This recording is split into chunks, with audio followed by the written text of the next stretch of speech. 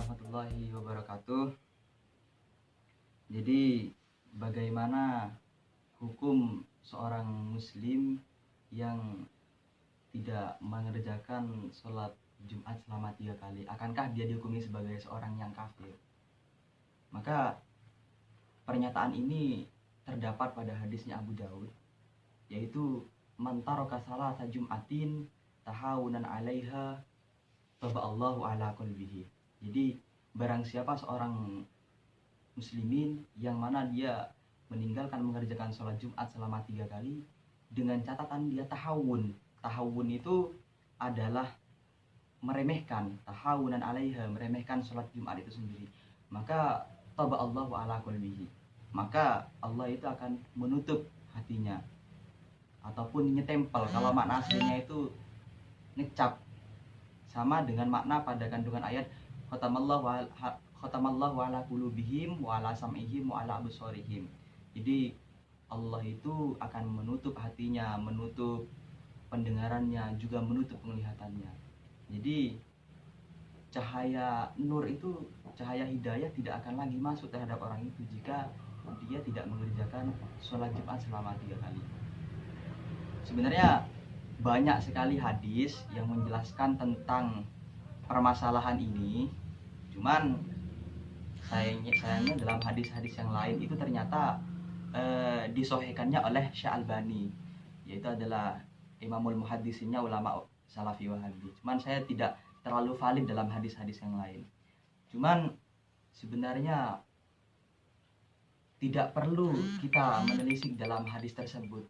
Dengan udur-udur sholat yang ada, udur-udur sholat yang ada seperti halnya marot, kemudian safar, cuaca yang sangat panas, cuaca yang sangat dingin dan lain sebagainya, itu pun sebenarnya sudah bisa untuk menggugurkan kewajiban melakukan sholat. Salah satunya adalah melakukan sholat Jumat.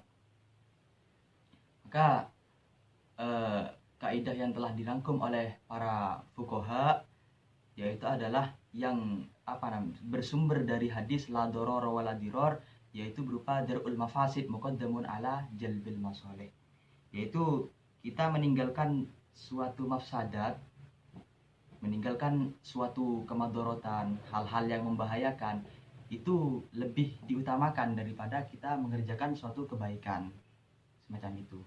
Sehingga banyak juga ayat-ayat yang lain yang juga menjelaskan tentang hal ini, seperti halnya wala tulqu biaidikum ila tahlukah, janganlah engkau memasukkan dirimu terhadap suatu kehancuran, kebahayaan.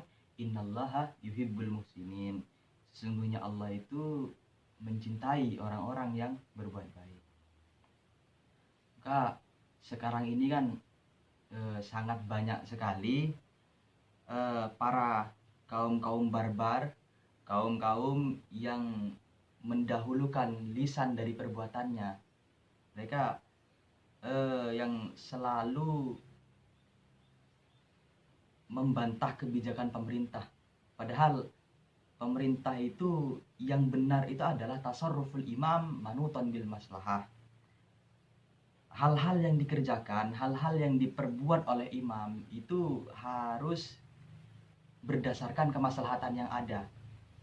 Jadi menurut saya hal yang telah diambil oleh pemerintah, hal yang telah kebijaksanaan yang telah diambil oleh pemerintah itu sudah sangat baik, karena kembali lagi darul mafasid itu muqaddamun ala jalbil masalih. Jadi mengambil suatu hal yang meninggalkan suatu hal yang membahayakan itu lebih utama dari kita melakukan suatu kebaikan. Maka orang-orang kaum tersebut itu sering berkata, kalau masjid ini ditutup, ini bisa jadi kiamat. Ataupun ketika masjid ini ditutup, saya akan tak masjid. Toh kalaupun saya mati di sana, saya akan mati syahid karena saya meninggal di masjid. Lah, pemikiran semacam ini adalah pemikiran yang perlu dirubah, pemikiran yang tetap ingin berjuang untuk di masjid, atau dengan kata-kata populernya iskariman au syahidan, saya hidup mulia ataupun saya akan mati syahid. Itu sebenarnya perlu difikirkan lagi dan perlu dipelajari lebih lanjut. Karena pemikiran semacam ini sangat riskan, sangat membahayakan kaum muslimin yang lain. Karena dalam hadisnya Aisyah itu, Sayyidah Aisyah RA, beliau itu berkata, orang-orang yang meninggal karena wabah virus itu dia oleh Allah dicap sebagai orang yang mati syahid apabila niatnya itu bagus. Dalam artian niatnya orang yang terkena virus itu sudah baik. Dia berkata, dia niatannya itu, saya ingin mengisolasi diri saya untuk orang muslimin yang lain tidak terdampak virus yang ada. Lah, semacam itulah yang bisa menjadikan seseorang itu menjadi syahid.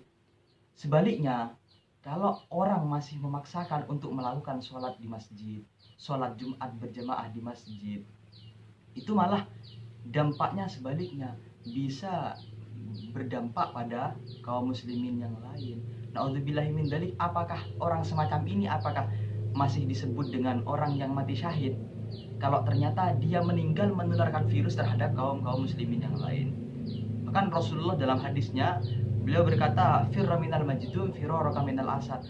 Pergilah, menjauhlah dari orang-orang yang terkena penyakit menular, seperti halnya kau lari dari macan. Jadi perintah untuk menjauh dari orang-orang yang memiliki penyakit menular itu Rasulullah sangat menegaskan sekali. Dalam artian perintah ini sampai beliau mengandai-andaikan dengan seekor macan. Berarti perintah ini sudah apa namanya, sudah sangat penting untuk kita lakukan. Jadi untuk saat ini kita tidak perlu untuk sholat di masjid bagi tempat-tempat yang mungkin terdampak virus corona. Pada intinya bagi kaum-kaum yang apa namanya, bagi kaum-kaum yang ingin mati syahid, kalian mengisolasi diri dan kemudian kalian meninggal pun itu juga bisa dikatakan sebagai seorang yang syahid. Maka bagi teman-teman, tolong mengikuti perintah himbauan dari pemerintah. Perintah yang ada mohon untuk dijalankan. Karena kalaupun Anda meninggal, janji Allah dalam Al-Quran bagi orang-orang yang meninggal mati syahid itu, la tahsabanna alladzina qutilu fi sabilillahi amwata bal ahya'un wa indallahi ahsan wa indallahi yurzaqun. Jadi janji Allah itu, jangan kau kira orang-orang yang mati di jalan Allah itu mereka mati, melainkan wa indallahi yurzaqun, melainkan di sisi Allah mereka masih diberikan rezeki. Jadi jangan khawatir, jangan terlalu takut terhadap virus corona, karena likulli ummatin ajal la yastakhiruna sa'ah wa la yastaqdimun. Setiap manusia itu memiliki ajal, batas waktu yang ditentukan, dan ajal itu sendiri tidak akan dimajukan, tidak akan dimundurkan. Mari semua kita pada Ramadan kali ini kita ibadah yang lebih baik. Semoga kita masih bisa di Ramadan tahun depan. Ya, kurang lebihnya mohon maaf. Sekian dari saya. Wassalamualaikum warahmatullahi wabarakatuh.